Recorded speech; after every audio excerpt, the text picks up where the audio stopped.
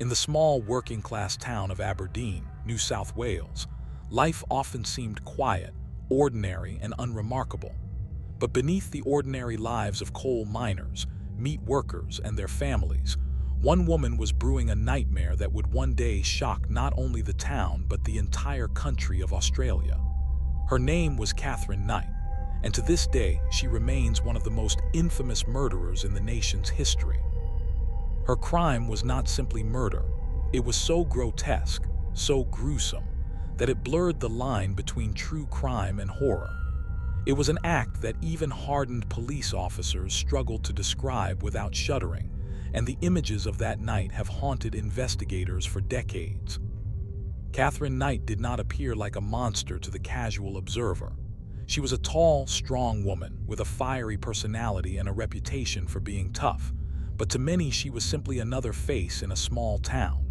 Yet those who truly knew her, those who had seen her rages, those who had felt the sting of her violence, understood that Katherine was different. She was unpredictable, quick to anger, and frighteningly comfortable with knives. Her entire life seemed to be pointing toward tragedy, shaped by a brutal upbringing that planted the seeds of rage and cruelty early. Born in 1955, Katherine was the product of a scandal. Her mother, Barbara, had left her husband to be with Ken Knight, a man known for his violent temper and heavy drinking. The family home was steeped in dysfunction. Violence was constant, beatings were common, and the children grew up watching their parents destroy each other with fists and words. Katherine herself would later allege that she was sexually abused by family members in her youth, though some details remain unverified. What can't be denied, however, is that she was raised in an environment where pain was normal and where cruelty was often disguised as love. At school, Katherine was a poor student, known less for academic success and more for her explosive temper.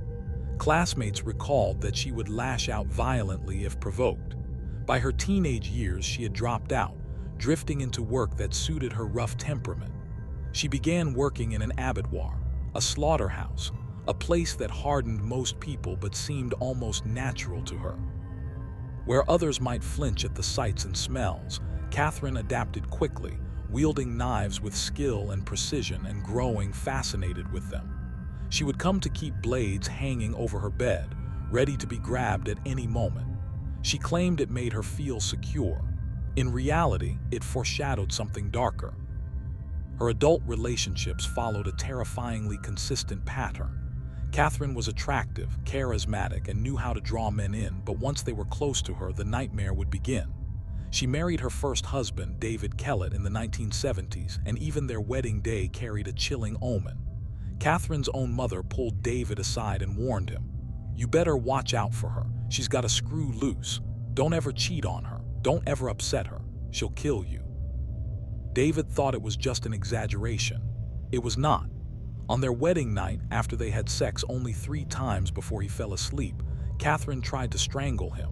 She flew into a rage, furious that he had not satisfied her enough. Over the years, her abuse escalated. She broke plates over his head, beat him, and on one occasion struck him so hard with a frying pan that he was left with a fractured skull. The marriage ended, as did the relationships that followed. Each man who became involved with Katherine experienced her violence. She was possessive, obsessive, and sadistic.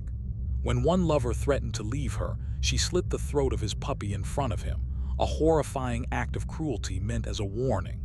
She once held a knife to another man's throat as he slept, telling him he would never leave her. These were not idle threats. Katherine lived in a world where her emotions dictated her actions, and when she felt betrayed, humiliated, or abandoned, she lashed out with devastating force. By the mid-1990s, Katherine met John Price, a divorced father of 3. Known to friends as Pricey, John was a good man with a steady job as a miner. He was well-liked, easygoing, and known for his humor. But like many before him, he was drawn to Katherine's intensity. Their relationship began passionately, but those who knew Katherine knew it was only a matter of time before things turned violent. John's friends and coworkers warned him. They told him stories of her temper, her past, her knives. But John, perhaps out of pride, perhaps out of misplaced hope, brushed them off. For a while they lived together, and John's children even came to know Katherine. But soon, arguments became frequent. Katherine wanted commitment, marriage, and legal security. John resisted. He had been married before, and he had no desire to walk that path again. When he refused to put her name on his house and will, Katherine saw it as betrayal. She began lashing out, both verbally and physically. John would show up to work with scratches and bruises, and though he tried to laugh it off, his coworkers grew increasingly concerned. One day, after a particularly violent fight, John told them something chilling. "If I ever go missing, or if something happens to me, it's because of Katherine." In early 2000, John had finally had enough. He asked Katherine to leave his house, and when she refused, he took steps to protect himself. He filed for a restraining order, desperate to create distance. He told friends that he feared for his life, that Katherine would one day kill him. On February 29, 2000, he spent the night with a neighbor, too afraid to sleep in his own home. Yet the next day, he made a decision that would prove fatal. He returned to his house. He needed clothes for work, and in his mind, he could not hide forever. That night, March 1, 2000, Katherine arrived at John's house after he had gone to bed. What happened over the next few hours would become the stuff of nightmares. Before coming, Katherine had prepared herself.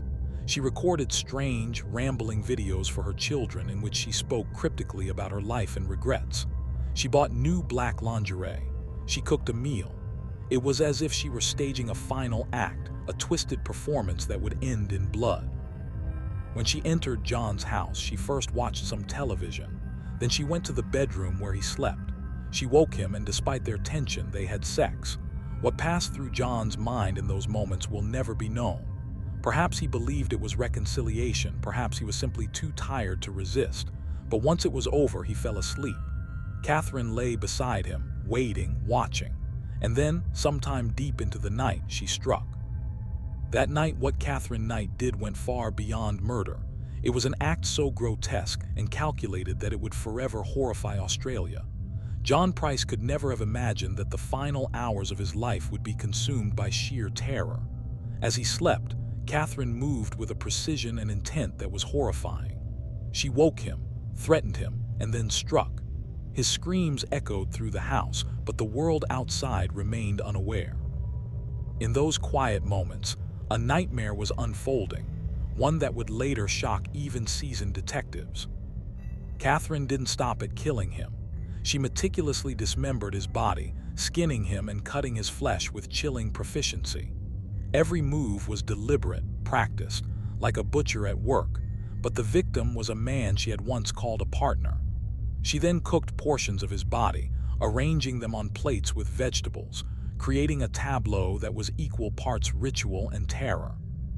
The sight that awaited the authorities when they arrived was beyond comprehension. John Price's head placed on a plate, surrounded by a grotesque mimicry of a dinner setting, the rest of his body scattered in the room. A scene so horrific that officers later admitted they struggled to describe it without shivering. Authorities were alerted by neighbors who had grown suspicious after John hadn't been seen for days, and a foul odor began to emanate from the house. When police entered, they were met with a scene that would haunt them forever. The arrangement of the body, the deliberate staging, the stark absence of remorse, it was unimaginable. Katherine was found inside the house, calm, collected, almost eerily serene. She made no attempt to hide the crime. When questioned, she offered cryptic explanations, claiming that she had simply been trying to reconcile and had prepared the scene as if everything were normal. Her composure left detectives shaken. Investigators delved into her past, uncovering a pattern of violent relationships, documented abuse, and obsessive behaviors. Former partners recounted her threats, acts of cruelty, and terrifying temper. Psychologists later examined her, concluding that Katherine's mind was profoundly disturbed. The combination of childhood trauma, violent tendencies, and obsession with control had culminated in one of the most calculated and horrifying murders in modern history.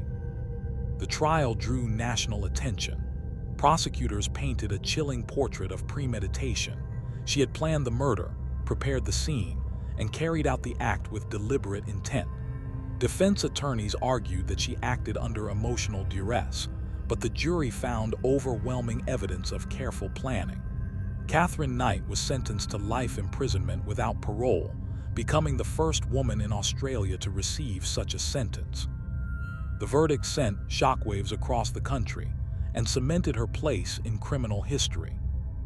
The aftermath of the case continues to resonate. The horror of her crime, the deliberate cruelty, and the sheer brazenness left a lasting impression on the public and